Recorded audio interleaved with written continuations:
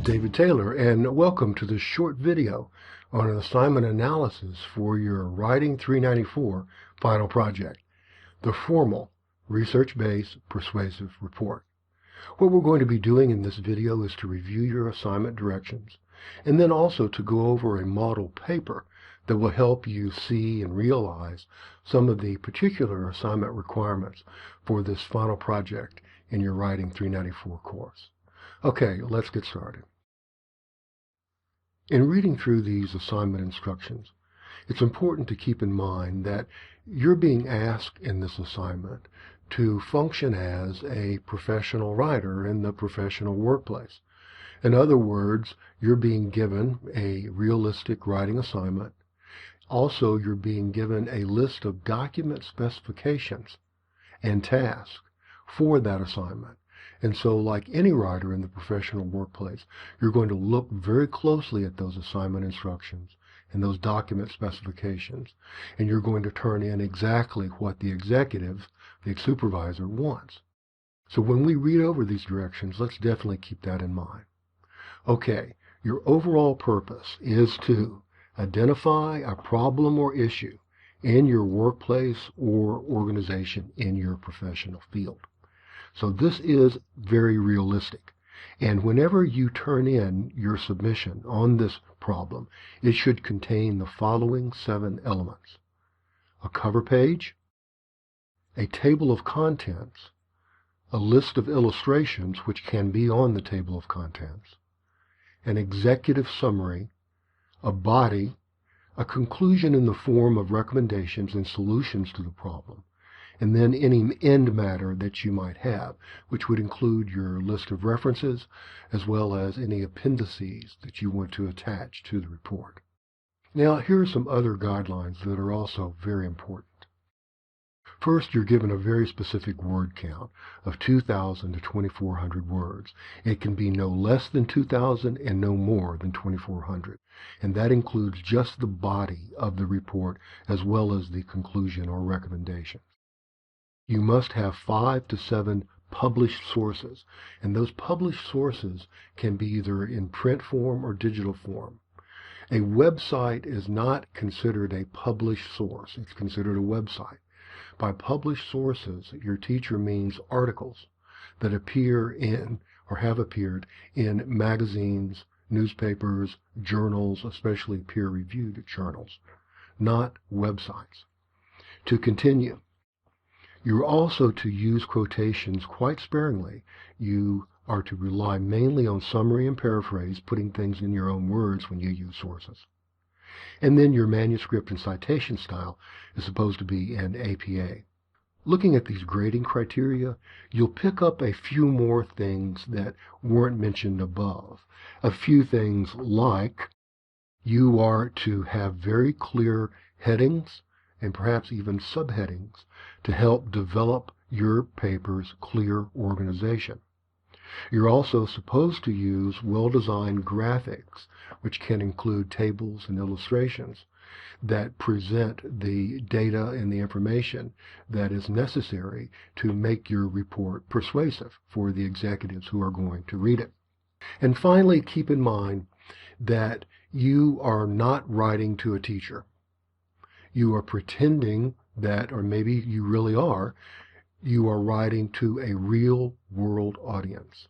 And that means that everything about the document, everything, from its paragraph length to its word choice, from its use of punctuation to its use of images, everything in that document should be geared toward what pleases, what convinces, what persuades your target audience, not the teacher. Okay, with those things in mind, let's go ahead now and take a look at this sample paper. This sample paper is written by a former student in Writing 394 and is being used with her permission. A couple of things to point out about the title page that you see here. Notice that it is not strictly an APA formatted title page. Remember what we said about you're addressing a specific audience. Here, the student chose to include a logo for the organization, the place where she works. She also pumped up the font size or type size on the main title and to style it in a certain way that it looked more like a report that would be turned in her workplace. So keep in mind that you are free to use those kinds of design techniques in order to make your report more appropriate for your audience. Next, you will see a table of contents.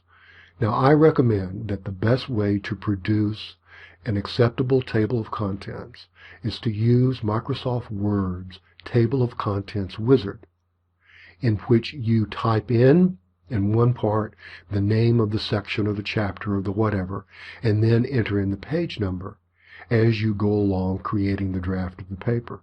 And then at the end, Microsoft Word will produce a fully justified, that means aligned on the left and the right, a fully justified table of contents, as well as a list of illustrations, as you see here. Next, we have the executive summary. The executive summary is really the business world's way of saying abstract. And if you remember from your other courses, an abstract is a summary of the entire document that it prefaces. Oftentimes, researchers will read only the abstract in order to know what is in that entire document. Oftentimes in the business world, the executive will read only this summary here when making a decision. If the decision is made, then the full report might be passed on to underlings for full reading and full implementation. So this abstract, as you can see, is short. It takes up about 1/3 of a page of print. You also see that it is divided into the short paragraphs that are preferred in business and technical writing. Another thing to point out is that headings must be at least 2 point sizes larger than body copy. In this case, you're looking at a 14-point size heading executive summary compared to the 12-point size body copy, which is Times New Roman. So keep that distinction in mind. Okay, let's move on to the next part. It begins with an introduction. Again, notice that the writer is observing the distinction between a heading, in this case introduction, which is in a sans serif font, Arial, and the body copy, which is in Times New Roman. The introduction here is to set the scene, provide a context for the situation that is being analyzed and hopefully resolved. It's sort of the platform on which the rest of the proposal rests. Then comes identification of the problem. And notice how, beginning with this section, identification of the problem, the writer uses not only headings, but also subheadings, in this case background, and also uses indentation to further help set off the parts of this proposal and make it more visually accessible for the reader. Also notice that bullet lists should be used as much as you can throughout these documents. It's much easier for a reader to gather, digest, and understand information from a list than it is to have to dig it out of sentences in a paragraph. So whenever you have the opportunity to put information in a list, you should do so. Notice that all of the bullet lists in this report are going to be styled the same with the triangle dingbat. Moving on down, we see our first table of data.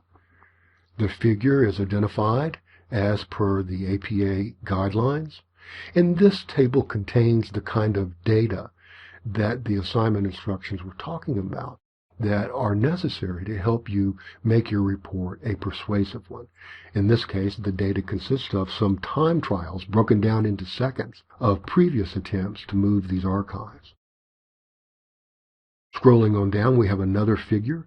This is a press release from the previous time that the National Archives had to shut down temporarily and things had to be moved. So this is original data that is being put into the document to help make the points crystal clear for those who are reading it and having to make a decision upon it. Next, we have another table that contrasts practices in the previous move with those in the new move. In other words, the differences between then, 9 years ago and today, or when this paper was written in 2012. Also notice the continued use of subheadings. Here we have lessons learned, and the lessons learned are backed up by a nice use of a graphic from one of this writer's sources, Maurer 2009. Next page, we have the problem analysis. Notice again how clearly organized and how clearly presented the visual aspect of this paper is.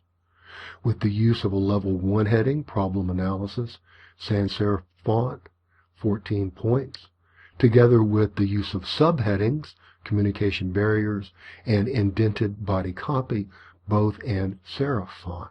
There is the use of the consistent bullets for the bullet list. Now we come down to one of the most important parts of your report, which is the solutions or recommendations that you are to make. Keep in mind that not only are your recommendations or your solutions supposed to be highly specific, you're also to give a timeline for them. This timeline is a requirement for the document that you turn in. It's not enough simply to give the solutions. You must give a workable, feasible time frame or implementation plan for those recommendations and those solutions. Okay, let's skip to the end here where the writer has put her references all in APA style. The last bit of advice that I want to leave you with is that the best way to get correct the format of your APA in-text citations and your APA reference citations is to use a citation machine. There is only one citation machine that does both the in-text citations and the reference citations for you, and that is Son of Citation Machine. And so I'm going to link in this review a tutorial that shows you how to use Son of Citation Machine, and also, of course, the URL for the Son of Citation Machine. The next best way, and something that you should take advantage of to make sure to check your work on the Son of Citation Machine, are the APA citation examples in the UMUC library that you can find under UMUC APA citation format style. And looking at those, they're very well laid out and they're very, very clearly formatted. And if you compare those with what you get from the citation machine, your in-text citations and your reference citations are going to be right on the mark. Okay, well, that ends our review of your assignment instructions and this model paper for Writing 394. I want to end by wishing you the very best success on this important project. If you have any questions during this workshop, please don't hesitate to contact our writing fellow. The writing fellow is going to be in the class every day to answer your every question. Okay, good success. Talk to you later.